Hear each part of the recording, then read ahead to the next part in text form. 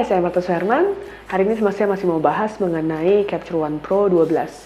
Jadi kalau buat teman-teman banyak yang nanya, saya suka banget deh style-style warna yang kayak visco deh, atau misalkan style-style warna yang lebih ke vintage gitu. Nah, sebenarnya itu bisa kita buat sendiri dan kita bisa jadikan sebagai preset. Gimana caranya? Kita lihat.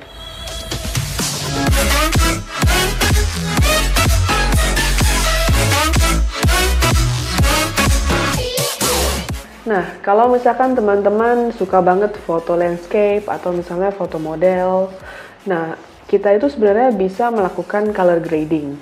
Jadi color grading adalah proses yang dilakukan di dalam komputer untuk menambahkan efek warna atau lebih ke arah mood. Jadi kalau misalkan di Capture One Pro itu, dia ada salah satu menu, di mana menunya itu adalah menggunakan color balance. Jadi ini menu yang paling sering saya pakai. Nah, di sini color balance-nya itu agak sedikit berbeda dengan menu yang lain ya. Jadi berbeda dengan software-software yang dikeluarkan oleh Adobe. Nah, di sini kita bisa lihat saya punya satu foto yang saya buat waktu itu ada Nikon on the road ke Malang. Nah, di sini ini saya buat fotonya seperti ini. Jadi di sini kita bisa lihat di sini ada namanya color balance. Nah, kalau misalkan kita proses editing untuk foto model atau foto portrait, nah biasanya kita selalu cek dulu white balance-nya. Jadi yang pasti white balance itu udah harus benar. Jadi jangan white balance itu terlalu biru atau terlalu hijau, apalagi terutama kalau kita berkaitan dengan manusia. Jadi kalau manusia itu kan ada warna skin tone, jadi jangan dibuat skin tone-nya itu seperti makhluk yang nggak jelas. Jadi yang pasti harus warna-warna skin tone manusia. Nah, di sini biasa kita cek dulu yang namanya Kelvin dan juga tint. Jadi di sini kita cek, walaupun di sini saya menggunakan color gel, tetap Kelvin dan juga tintnya itu harus sesuai, harus pas. Jadi jangan jangan terlalu ekstrim sehingga tidak bisa terlihat sebagai manusia lagi. Nah, kemudian yang menariknya itu di sini ada namanya color balance. Nah, di sini ada master. Kalau kita klik sini master, nah ini adalah wheel yang paling utamanya. Jadi dia mau ada shadow, ada highlight, ada juga mid-tone-nya, jadi semua ada di dalam file ini. Nah, kemudian ada lagi yang three way. Jadi ini bentuknya wheel-nya ada 3. Wheel-nya 3 di mana ada bagian shadow, di sini adalah bagian mid-tone-nya, di sini bagian highlight. Nah, ini ada wheel yang lebih besar lagi. Nah, wheel-nya itu ini untuk shadow, untuk mid-tone, dan juga untuk highlight. Jadi kalau kita mau adjust, bisa dengan cara misalkan kita mau geser dari mid-tone-nya aja, dari masternya aja. Jadi di sini masternya kalau kita arahkan ke arah sini, dia warnanya akan berubah lebih hijau. Kita zoom out dikit. Nah, ini warnanya lebih hijau. Nah, kalau dilihat sini ada yang bergerak ya. Kalau kita geser ke sini dia ada bergerak. Di sini adalah warna yang lebih rendah, lebih soft. Di sini warna yang lebih pekat. Nah, kemudian kalau kita geser sini, nah ini dia akan berubah menjadi lebih merah, atau menjadi lebih ungu, atau menjadi lebih biru. Nah, biasanya kalau saya lebih suka pakai yang three ways ini dulu. Jadi three ways itu kalau saya sendiri, biasanya kita lihat dulu fotonya itu kita mau buatnya seperti apa. Jadi misalkan kalau kita mau adjust di mid-tone-nya. Mid-tone itu area yang bagian di antara highlights dan juga di bagian shadow. Nggak terlalu gelap dan juga nggak terlalu terang. Jadi kalau misalkan kita mau geser, dia akan bergeser hanya di bagian kulit. Kalau teman-teman bisa lihat nih di sini, di bagian kulit ini, kalau kita geser ke merah, dia akan lebih merah. Kita geser ke hijau, nah dia akan lebih hijau. Jadi dia benar-benar soft banget, prosesnya itu soft. Nah, kalau biasanya saya mid-tone itu nggak terlalu geser terlalu banyak, karena saya masih ingin mempertahankan bisa warna kulit utamanya. Jadi warnanya tuh biasa cenderung lebih warm, lebih sedikit merah dan juga sedikit kuning di sini. Nah, kemudian buat apa sih yang ini? Yang ini adalah untuk shadow dan juga highlight. Jadi kalau misalnya kita naikin ke atas, dia akan menjadi lebih terang. Nah, ini untuk highlight. Nah, kalau kita geser ke bawah, dia akan menjadi lebih gelap. Oke. Nah, kesulitan di color grading itu adalah perasaan ya. Jadi kita itu harus ngedit dengan perasaan. Jadi sebisa mungkin kalau saya lebih suka ngedit ini di pagi hari biasanya, dimana kita bangun, mata kita lebih fresh, Kemudian juga mood kita bisa masih lebih bagus, dan biasa buat ngedit warna itu lebih cepet dapetnya kalau buat saya, karena kalau malam biasanya udah capek, udah seharian activity. Nah malam tuh biasanya udah lebih nggak se powerful waktu pagi. Nah kemudian di sini bagian shadow. Nah kalau kita geser sini agak biru, dia akan berubah. Ya. Sini lebih hijau, kemudian sini lebih merah. Nah ini biasanya memang nggak ada resep khususnya sih. Kita benar-benar harus nyoba dan melatih mata kita sendiri untuk ngedapetin warna yang sesuai yang seperti kita inginkan. Nah kemudian di sini juga bagian highlight. Highlightnya kita mau geser warna apa? Misalkan saya membuat seperti ini. Kemudian kita geser lagi. Nah ini mungkin kalau misalnya teman-teman suka yang lebih tajam, lebih merah, nah mungkin bisa dinaikin ke atas. Nah, seperti itu. Nah kemudian misalnya kalau teman-teman suka oke, di sini kalau teman-teman misalnya terlalu agak sulit, misalnya di sini agak terlalu kecil, kita coba pindah ke wheel yang lebih besar. Jadi kalau wheel yang lebih besar, kita bisa ngelihat ini lebih enak, ngolahnya lebih enak. Dan terus terang kalau saya bisa rekomen, teman-teman mungkin boleh invest yang namanya tangent. Jadi tangent itu bentuknya seperti roda, seperti bola-bola gitu, jadi kita tinggal puter aja, itu lebih mudah dan biasanya lebih halus hasilnya. Jadi kalau pakai trackpad gini memang masih belum terlalu sempurna ya. Nah kemudian kalau misalkan saya udah dapet warnanya seperti ini, nah kemudian saya misalkan mau bikin dia lebih nge-fade atau dia mau bikin yang lebih kontras gitu, kita bisa mainin di level. Jadi biasanya level ini kita bisa mainin, misalkan kita mau geser ini lebih gelap ya. Kemudian kalau kita main di tengah ini mid-tone-nya, nah ini juga bisa digeser kayak gitu. Nah ini juga bisa dimain per channel, jadi per channel warnanya. Jadi teman-teman itu nggak harus hanya mengandalkan preset.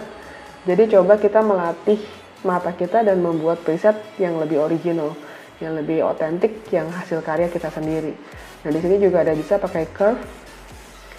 Kalau mau nge-fade, biasanya saya agak lebih naikin di sini. Nah ini warnanya mungkin mau lebih seperti itu. Jadi kalau color grading itu nggak ada yang salah dan nggak ada yang benar. Jadi nggak ada yang dikatakan oh ini paling benar seperti ini gitu, itu nggak ada. Jadi semuanya itu benar-benar subjektif dan kita benar-benar harus melatih mata kita sampai benar-benar menemukan yang sesuai dengan selera kita. Nah kemudian selain itu kita juga bisa coba di sini ada namanya vignette. Jadi kalau teman-teman mungkin mau buat efek yang lebih ekstrim, lebih banyak vignette-nya, ini bisa di slide untuk mendapatkan lebih gelap atau mau lebih terang. Nah di sini ada bisa dipilih juga bentuknya, mau elliptical atau misalkan mau circular, itu juga bisa dipilih. Nah di sini kita bisa coba cek kalau misalkan teman-teman mau lebih detail, misalnya mau ngelihat detail mukanya, ini bisa di bagian fokus. Jadi kita bisa cek benar-benar sampai di zoom ya. Nah kemudian juga selain itu juga kita bisa melakukan noise reduction. Jadi kalau misalkan teman-teman bilang ada foto saya agak noise-nya terlalu mengganggu, kita coba naikin luminance-nya, nanti dia akan sedikit berubah noise-nya. Nah kemudian juga untuk grain-nya sendiri, kalau misalnya teman-teman ada yang suka efeknya seperti efek-efek film. Jadi efek film itu biasanya lebih banyak grain. Jadi agak sedikit berbeda dengan noise. Kalau noise itu memang yang diciptakan di era digital, tapi kalau grain itu adalah efek-efek yang muncul di saat era film. Jadi muncul di dalam bentuknya film. Nah ini kita bisa geser apakah mau yang soft atau di sini ada beberapa pilihan yang fine, silver, soft, cubic, tubular, lalu harsh. Nah ini bisa disesuaikan dengan selera kita sih. Kita kalau misalkan udah dapet warnanya, kita bisa save sebagai kita punya style. Nah menunya ada di bagian sini, nah di sini. Jadi misalkan kita udah coba pakai style orang, misalkan kemudian tapi kita nggak cocok, lalu kita coba tweak sedikit, atau misalnya kita buat dari nol. Nah kemudian kita bisa di sini klik, kemudian bisa save as user style. Nah ini kita bisa pilih apakah semuanya mau dijadikan sebagai style atau preset kita, atau kita mau ada beberapa yang kita nggak save gitu, kita matikan. Nah habis itu tinggal di save aja, kemudian dikasih nama. Kita tinggal simpen. Nah begitu kita pindah komputer, style ini bisa dipindahkan ke komputer yang lain. Jadi misalkan kalau kita udah habis coba-coba nih color grading, lalu kita nggak berasa suka atau nggak tertarik dengan warna yang udah kita bikin, sebenarnya gampang banget. Kita tinggal pencet Command R, dia akan reset lagi. Jadi dia akan kembali ke file awalnya. Dan kemudian buat teman-teman misalkan ada yang kebiasaan melakukan editing di Photoshop, atau misalkan melihat mukanya ada yang mau hidungnya dikecilin atau pipinya ditirusin, nah itu bisa dengan cara di sini bisa klik kanan, kemudian kita bisa edit with.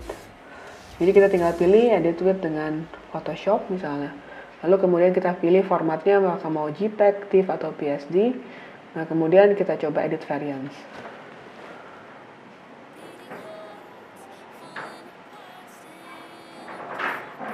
Jadi caranya membuat style dan juga preset itu bisa dua cara. Pertama adalah kalau kita punya style atau preset dari orang lain yang kemudian kita mau sesuaikan dengan selera kita sendiri atau kebutuhan kita sendiri, itu juga bisa. Walaupun sifatnya lebih memodifikasi dari style yang ada. Tapi kalau misalkan teman-teman lihat dari yang saya ini saya buat dari nol. Jadi ini benar-benar asli 100% dari hasil karya kita sendiri gitu.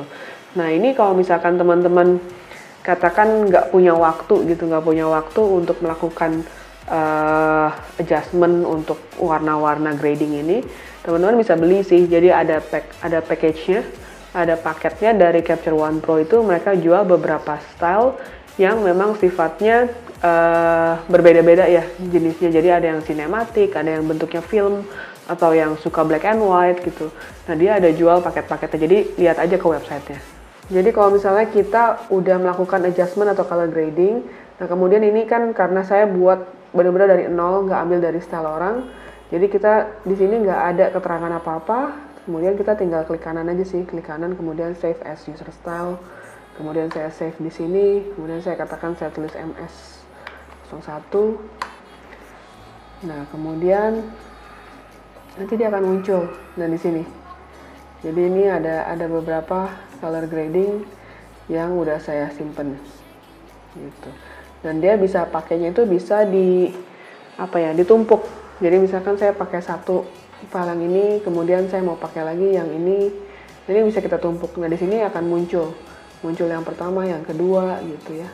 Jadi benar-benar enak banget. Jadi semuanya itu bisa di-adjust, dan kalau kita nggak suka juga tinggal di-remove aja, di-clear lagi, dan dia akan hilang lagi. Nah kemudian setelah itu kalau misalkan kita udah selesai dengan filenya ini, kita bisa export. Jadi di sini bagian output kita bisa save filenya itu kita untuk A3 untuk print, atau misalkan untuk JPEG sRGB, atau untuk file-file lainnya. Kemudian formatnya juga kita bisa set mau seperti apa. Nah habis itu nanti kita tinggal outputnya di sini, output location.